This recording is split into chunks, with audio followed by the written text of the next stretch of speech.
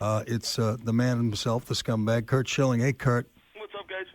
What's happening? How are you guys? Have you spoken to Randy Miller lately? No, God, no. No, I didn't speak to him when I played. Do you miss him? Unless I had to. Well, why don't you guys try and work this out right now? Here's the thing of this. When a guy who is allowed to print stuff, whether it's true or not, can print stuff like that, you can't really fight it. Do you notice he's never, ever mentioned a teammate's name other than Garrett Stevenson, who was probably Clay Buchholz before there was a Clay Buchholz, a career underachiever? Look at his career record. Look at his numbers, his stats. I was a guy as an ace of that Philly staff who was supposed to bring young pitchers along. So every time a young pitcher came to the big leagues, I took them shopping and we bought suits and we talked about what it was like to be a big leaguer, and I coddled them along and I gave them time and effort to get established to be good because I wanted to win.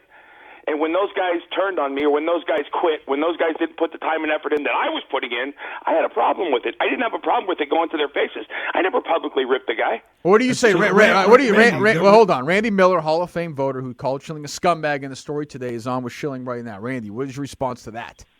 I agree that Curt tried to help Stevenson. I agree with what he said there. Watching Curt, I think he was one of the hardest workers I've ever seen. Why didn't you write that? Why didn't you write that in the story today? Why see that? Because that wasn't the issue. That's part of my factoring for my Here's the vote. problem. I don't have a problem with anybody writing stuff that's true about me that I've done or said bad in the past. I have a problem with people that lie and people that don't have a spine to stand up for the things that they say when they get confronted on them. You know who his character references are? Mitch Williams. In 22 years of playing in the big leagues, probably the worst human being I ever played with. I'm okay with Mitch Williams saying I'm a bad guy, but this is the same guy. He voted for Kirby Puckett. And we all know the story about Kirby Puckett. He's invoking the character clause 2 years after. It's a personal thing, and that's fine. That's totally within his right to make it personal. But to not have the guts or the nuts to stand up behind the comment makes him the same guy. Listen, you remember the Deion Sanders story, Randy? I do. Yeah, where you came chasing me in the hallway. I'm walking out of the ballpark with my son after I'd had a confrontation on the ball field with Deion Sanders, and Randy comes chasing me down the hallway telling me that Deion wants to meet me pretty much on the playground to fight. And I'm thinking to myself, I could never see Peter Gammons doing something like this.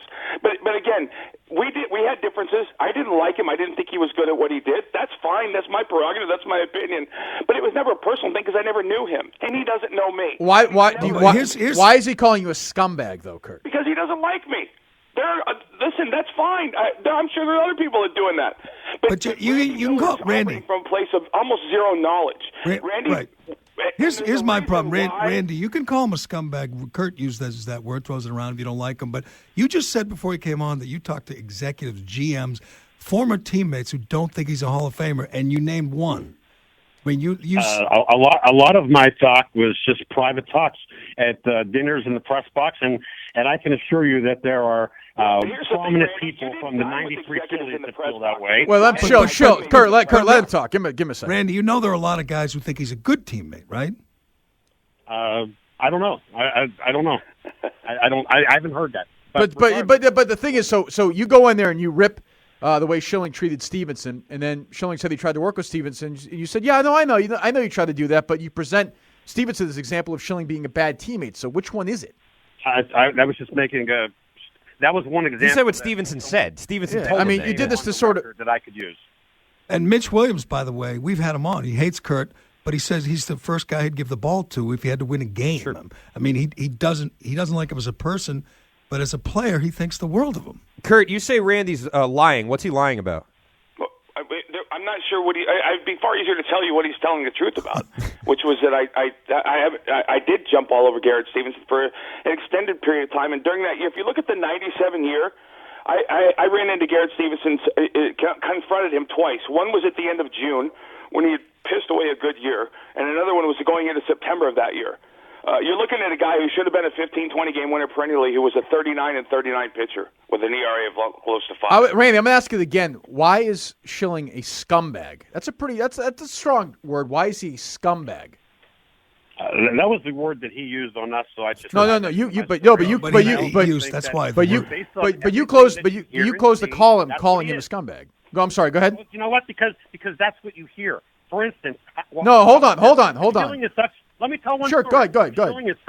If Schilling is such a good teammate, then why was it when we had that argument and when he's yelling at me during the team stretch when he should be working on his body, he's yelling at me in the dugout saying I should be a movie critic. Why was it that afterwards players were coming up to me, patting me on the back like I hit a home run, and saying, "Oh my God, we love that. We love seeing you give it." I would say, first of all, I'll assume that story's true, and Schilling can respond in a second. I'll assume that story's true.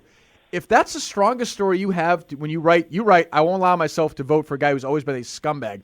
If the strongest scumbag evidence you have is you said you should be a movie critic, I think there are other stories that I've been told. I believe that I don't need to bring on the air. Oh, that card. Okay, all right. Yeah, so no, that's what I'm talking about. That's what people like him do. That's a lie. They don't have That's a lie, facts. right? They don't have anything to back up what he says. And let me be very clear about something. I played on some horrific teams. The guys that had problems with me were guys that didn't do their job. And if they were mad at me and they went to Randy and said thank you, those were guys that didn't have the guts to come to me and confront me face to face like I did them. I gave everybody the courtesy. If I had a problem with something you were doing, I came to your face. I didn't go to the media. I didn't talk behind your back. And I told Randy knew I didn't like him when I was there. The time when Wayne Gomes should have hit someone and you went to the media and how you got chewed out by everyone for coming to the media. I didn't go to the media and hit someone. I didn't go to. First of all, I didn't go to the media, Randy. You guys always came to me. You did. Let's I wrote be very clear about that. Okay. I did. I know you guys like to talk about how much I talked and all the other stuff, but you guys are the ones that park your asses in front of my locker after a game. I didn't come seeking you out. Okay? And secondly, I don't remember the incident I have no clue what you're talking about, but I'm going to assume it's true that Wayne should have hit somebody in retaliation for it and didn't do it. And did I have a problem with it? Absolutely. Again, though, Jerry, Christian, I'll ask you guys. Randy, and Curt, hold on.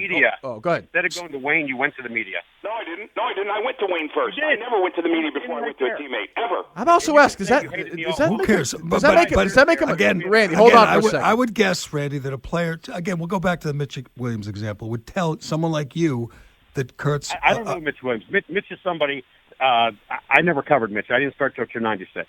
But so if he came to you and said Kurt's a bad guy, so say a player X says Kurt's a bad guy. Player X, Y, Z, A, B, C, D, E, F. Do those players do they think he was not a great pitcher?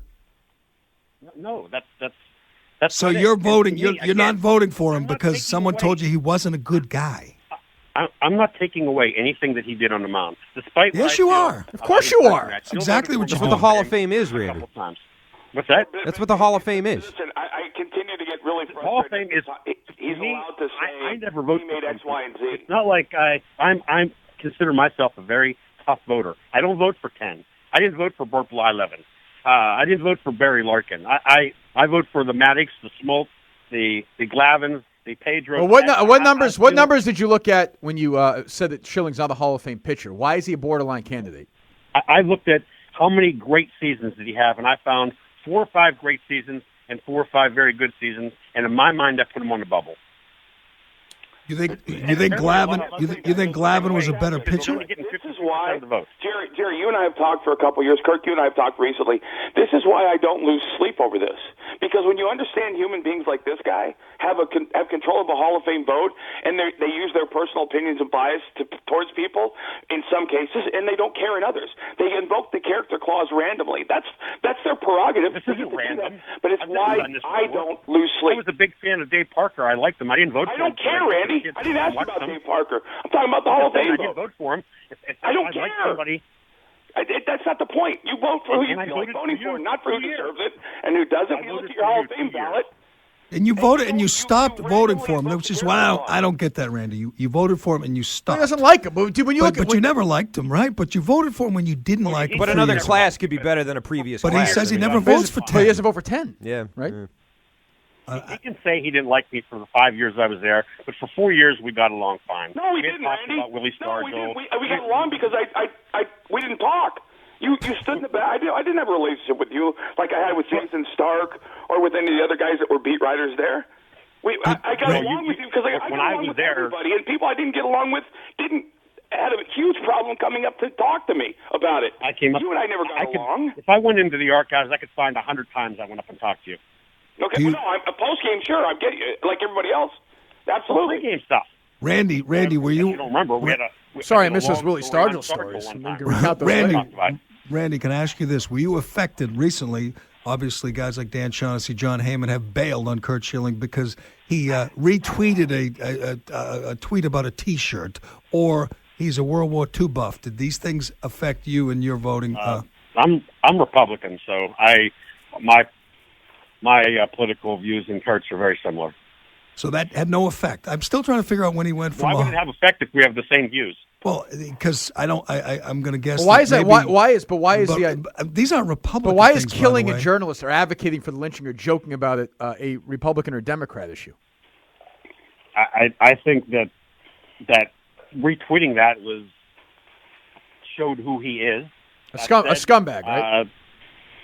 Hey, you know what? I just picked the word that he picked for us, and I get that. That's why they're just using the word that Curt. But he calls him at the end of the call. Yeah, but Curt, in his mind, Curt called him that first. Fine, but that's his what word. he's Not in saying. his mind. I mean, Right. Well, he didn't call. He said there are some scumbags. Who do you think has a better? Out of probably curiosity, Glavin. you referenced Glavin when you talk about Schilling. Who do you think has a better career ERA, Schilling or Glavin?